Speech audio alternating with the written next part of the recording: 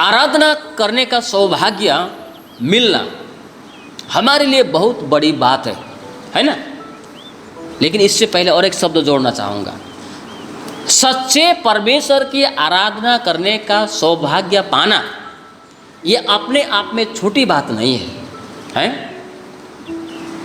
आप किसी से मिलने गए और आपने कभी उसे देखा नहीं है कभी, है ना, और आप मिलने गए और आप मिलने के समय में आप एक बुके लेके जाते हैं, कुछ गिफ्ट लेके जाते हैं, खदा लेके जाते हैं, और उधर जाने के बाद में गलत आदमी को आप खदा पहना के आए, गलत आदमी को बुके दे के आए, जो आपने जो उपहार लिया था वो गलत आदमी को दे के आए। घर में आने के बाद में पता चलता है जिस व्यक्ति से आप भेंट करने गए थे वो व्यक्ति तो वो नहीं है जिसको आपने सब कुछ दे के आया।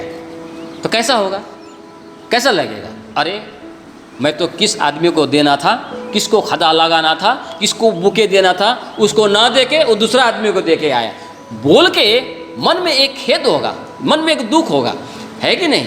लेकिन जिससे मुलाकात करने आप गए हैं उसी से मुलाकात करेंगे, उसी से बातचीत करेंगे, उसी को खदा लगाए घर में आएंगे तो गर्व महसूस होगा। हाँ, आज मैंने फलना के पास मैं गया था, उसको मैं अपना हाथों से उसे स्वागत कर पाया, उसे धन्यवाद दे पाया।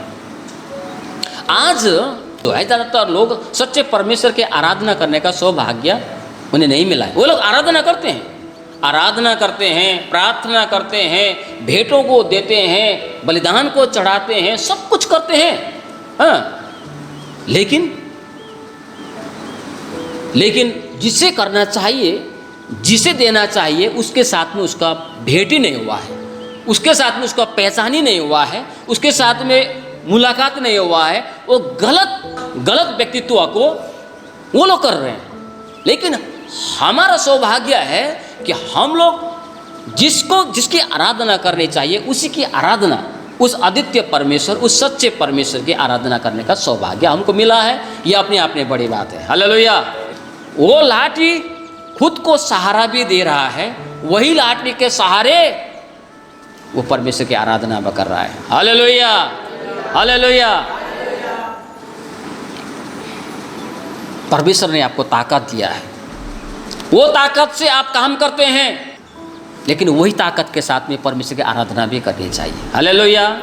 ये लाठी जो याकूब के हाथ में जो लाठी था, वो लाठी खुद को भी सहारा दे रहा था, खुद भी संभल पा रहा था, खुद को भी मदद कर रहा था लाठी के सहारे से, और लाठी के सहारे वही लाठी में खड़ा होकर वो उसकी आराधना भी कर रहा है। आज परमेश्वर ने आपको ताकत दिया है, इसलिए तो आप पैसा कमाते हैं, आप काम करते हैं, आप दौड़ धूप करते हैं, लेकिन कभी वो ताकत क्या परमेश्वर की सेवा के लिए आपने प्रयोग किया है? वो लाठी से याकूब खुद को भी सहायता कर रहा था, वही लाठी में खड़ा होकर प्रभु की आराधना, मतलब एक चीज से दो बातें कर रहा था, एक चीज से दो बातें, लाठी से खुद को भी मदद कर रहा था, लाठी में खड़ा होकर प्रभु की आराधना कर रहा था।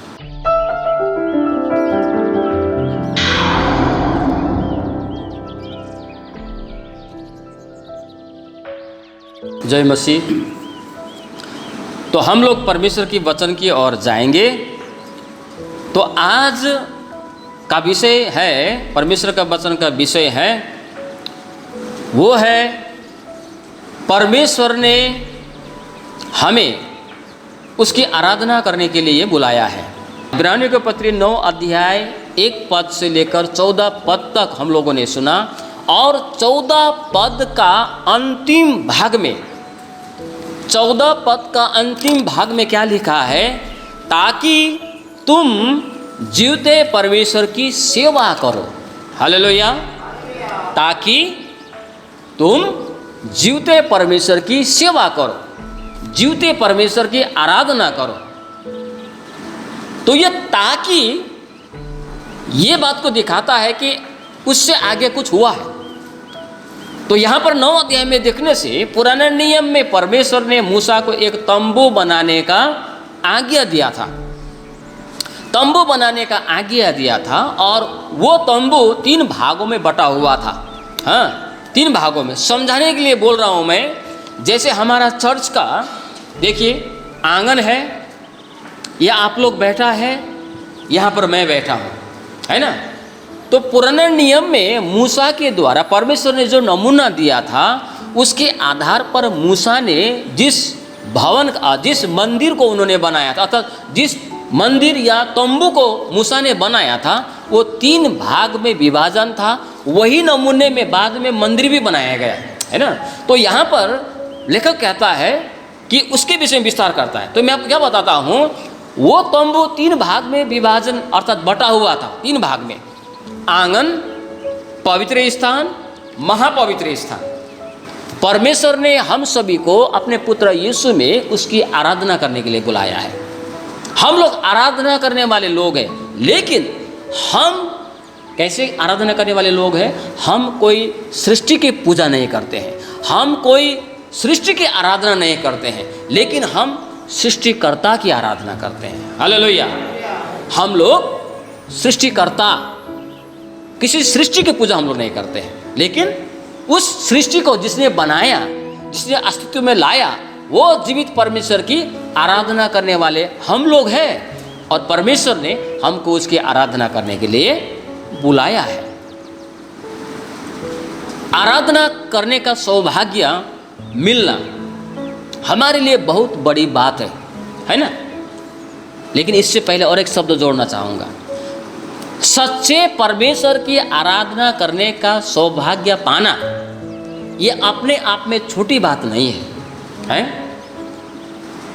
आप किसी से मिलने गए और आपने कभी उसे देखा नहीं है कभी, है ना, और आप मिलने गए और आप मिलने के समय में आप एक बुके लेके जाते हैं, कुछ गिफ्ट लेके जाते हैं, खदा लेके जाते हैं, और उधर जाने के बाद में गलत आदमी को आप खदा पहना के आए, गलत आदमी को बुके दे के आए, जो आपने जो उपहार लिया था वो गलत आदमी को दे के आए। घर में आने के बाद में पता चलता है जिस व्यक्ति से आप भेंट करने गए थे वो व्यक्ति तो वो नहीं है जिसको आपने सब कुछ दे के आया। तो कैसा होगा, कैसा लगेगा? अरे मैं तो किस आदमी को देना था, किसको खदा लगाना था, किसको बुके देना था, उसको ना दे के वो दूसरा आदमी को दे के आया बोल के मन में एक खेद होगा, मन में एक दुख होगा, है कि नहीं? लेकिन जिससे मुलाकात करने आप गए हैं उसी से मुलाकात करेंगे, उसी से बातचीत करेंगे, उसी को खदा लगाए घर में आएंगे तो गर्व महसूस होगा। हाँ, आज मैंने फलना के पास मैं गया था, उसको मैं अपना हाथों से उसे स्वागत कर पाया, उसे धन्यवाद दे पाया। आज तो ज़्यादातर लोग सच्चे परमेश्वर के आराधना करने का सौभाग्य उन्हें नहीं मिला है। वो लोग आराधना करते हैं, आराधना करते हैं, प्रार्थना करते हैं, भेंटों को देते हैं, बलिदान को चढ़ाते हैं, सब कुछ करते हैं, हाँ, लेकिन जिसे करना चाहिए, जिसे देना चाहिए, उसके साथ में उसका भेंट ही नहीं हुआ है, उसके साथ में उसका पहचान ही नहीं हुआ है, उसके साथ में मुलाकात नहीं हुआ है। वो गलत व्यक्तित्व को वो लोग कर रहे हैं। लेकिन हमारा सौभाग्य है कि हम लोग जिसकी आराधना करनी चाहिए उसी की आराधना, उस अद्वितीय परमेश्वर, उस सच्चे परमेश्वर की आराधना करने का सौभाग्य हमको मिला है। ये अपने आप में बड़ी बात है। Hallelujah, hallelujah. इसीलिए हमें गर्व होनी चाहिए कि हम जिसकी आराधना करते हैं वो सच्चा है, और जिसकी करनी चाहिए हम लोग धोखे में नहीं है, हम लोग उसी की कर रहे हैं। जिसकी आराधना करनी चाहिए हम लोग उसी की आराधना हम लोग करते हैं। लेकिन प्रश्न है, आराधना हम कैसे करते हैं? आराधना करने का भाव क्या है? आराधना जब हम प्रभु के लिए करना चाहते हैं, हम करते हैं तो किस भाव से करते हैं, किस विचार के साथ करते हैं, किस विवेक के साथ करते हैं, किस मुद्रा में हम लोग करते हैं आराधना? आज मैं जोन से सुबह में बात कर रहा था, है ना, मैं याकूब का उदाहरण दे रहा था। मैं याकूब का उदाहरण मैं दे के उसको थोड़ा बता रहा था कि आराधना करने वाला व्यक्ति जो लीड करता है, उसी को नहीं, सभी के लिए मैं बोल रहा था कि जब कोई लीड करता है, जो आराधना करता है, तो उसको बाइबल पढ़ा होना चाहिए। तो यहाँ पर मैं उसको बोल रहा था याकूब का उदाहरण देके। याकूब के विषय में परमेश्वर ने कई जगह पर बाइबल में कहा है। क्या कहा है? मैं याकूब का परमेश्वर हूँ, मैं याकूब का परमेश्वर हूँ, मैं याकूब का परमेश्वर हूँ। कितना जगह पर बाइबल कहा है, बाइबल में परमेश्वर है, यहोवा परमेश्वर ने। तो क्यों कहा, है ना? याकूब कैसा व्यक्ति था? याकूब का चित्र कुछ अच्छा नहीं है, है ना? यहाँ पर एक जगह उस बाइबल पद को मैं पढ़ना चाहता हूँ। 11 का 21 पद इब्रानी, विश्वास ही से याकूब ने मरते समय यूसुफ के दोनों पुत्रों में से एक एक को आशीष दी और अपनी लाठी के सिरे पर सहारा लेकर दंडवत किया। ये पद मैंने पहला भी पढ़ा है आपके बीच में, है ना। याकूब का चित्र बाइबल में कुछ अच्छा नहीं है। याकूब को धोखेबाज, याकूब नाम का अर्थ ही है अड़ंगा मारने वाला, हाँ, धोखा देने वाला, गिराने वाला, याकूब नाम का अर्थ है। याकूब का चित्र कुछ अच्छा नहीं है। फिर भी परमेश्वर ने बार बार मैं याकूब का परमेश्वर हूँ, मैं याकूब का परमेश्वर हूँ, मैं याकूब का परमेश्वर हूँ, कितना जगह पर परमेश्वर ने कहा है। क्यों ऐसा कहा है? उसमें एक कारण, कुछ कारण है, कुछ और भी बातें हैं। उसमें एक बात यहाँ पर क्या है, याकूब जो है ना वो आराधना करने वाला व्यक्ति था। यहाँ पर याकूब के विषय में लिखा है जब वो मरने पर था, है ना, जब वो मरने पर था, मतलब उसका आयु अब खत्म होने वाला है, इस संसार से जाने का समय हो गया, बुढ़ा हो चुका है, वो बुढ़ा हो चुका है। और बुढ़ा जब होता है तो लोग कैसा होता है, जब आदमी वृद्ध हो जाता है, बुढ़ा बुढ़ी हो जाता है तो मनुष्य कैसा होता है? अभी ये चश्मा, मेरा चश्मा अभी है ना, किसी एक को लगाने के लिए बोलने से कैसा होता है ना। अभी एक को ये लगा सकेगा, मेरा चश्मा लगा सकेगा? अभी जैसे उदाहरण के लिए बोला है कि इधर बिनिका यहाँ आओ, इसको थोड़ा लगाने के लिए बोलेंगे, ये लगाओ तो चश्मा, इसको थोड़ा लगाने के लिए बोले, क्या बोलती है, मोर चश्मा के लगाओ, ले आओ होने लगा कि उन्हें देख तो, हाँ इन्हें लगा कि उन्हें देख, हाँ लगाओ उन्हें देख, हाँ ठीक, लिची भी कटरा दिशा थे बड़का ये नहीं लगा पाएगा, है ना, क्योंकि इसमें बहुत हैवी पावर है, ये बहुत हैवी पावर है, ये लगा नहीं पाएंगे। मेरा कहने का, मैं क्यों आपको ये बोल रहा हूँ कि जब आदमी का उम्र बढ़ते जाता है सब कुछ कमज़ोर होता है। स्वोपदेशक में इसीलिए लेखक ने क्या बोला, सब कुछ मेरा कमज़ोर हो चुका है, आँख ठीक से नहीं दिखाई देता है, कान ठीक से नहीं सुनाई देता है, हाथों में बल नहीं है, पैर में ताकत नहीं है, चल नहीं पाते हैं, अच्छा से खा नहीं पाते हैं, अच्छा से बोल नहीं पाते हैं। ये वृद्ध अवस्था है, आदमी चारों तरफ से कमज़ोर हो जाता है ना। इसके बावजूद भी याकूब ने आराधना करने के लिए छोड़ा नहीं छोड़ा। लाठी का सिरे, लाठी का जो आपका लाठी जो है, लाठी का सहारा लेकर, लाठी का जरूरत किसका है? इधर आप लोग को है, मुझे है अभी नहीं, क्योंकि हम लोग इतना बुढ़ा बुढ़ी नहीं हुए। लाठी का जरूरत उसको है जो शरीर में कमज़ोर हो चुका है, बुढ़ा हो चुका है, बुढ़ी हो चुकी है, शरीर में ताकत नहीं है, तब उसको सहारे की जरूरत पड़ता है लाठी का। वो लाठी खुद को सहारा भी दे रहा है, वही लाठी के सहारे वो परमेश्वर की आराधना कर रहा है। Hallelujah, hallelujah. परमेश्वर ने आपको ताकत दिया है, वो ताकत से आप काम करते हैं, लेकिन वही ताकत के साथ में परमेश्वर की आराधना भी करनी चाहिए। हालेलुया। ये लाठी जो याकूब के हाथ में जो लाठी था, वो लाठी खुद को भी सहारा दे रहा था, खुद भी संभल पा रहा था, खुद को भी मदद कर रहा था लाठी के सहारे से, और लाठी के सहारे वही लाठी में खड़ा होकर वो उसकी आराधना भी कर रहा है। आज परमेश्वर ने आपको ताकत दिया है, इसलिए तो आप पैसा कमाते हैं, आप काम करते हैं, आप दौड़ धूप करते हैं, लेकिन कभी वो ताकत क्या परमेश्वर की सेवा के लिए आपने प्रयोग किया है? वो लाठी से याकूब खुद को भी सहायता कर रहा था, वही लाठी में खड़ा होकर प्रभु की आराधना, मतलब एक चीज से दो बातें कर रहा था, एक चीज से दो बातें, लाठी से खुद को भी मदद कर रहा था, लाठी में खड़ा होकर प्रभु की आराधना कर रहा था।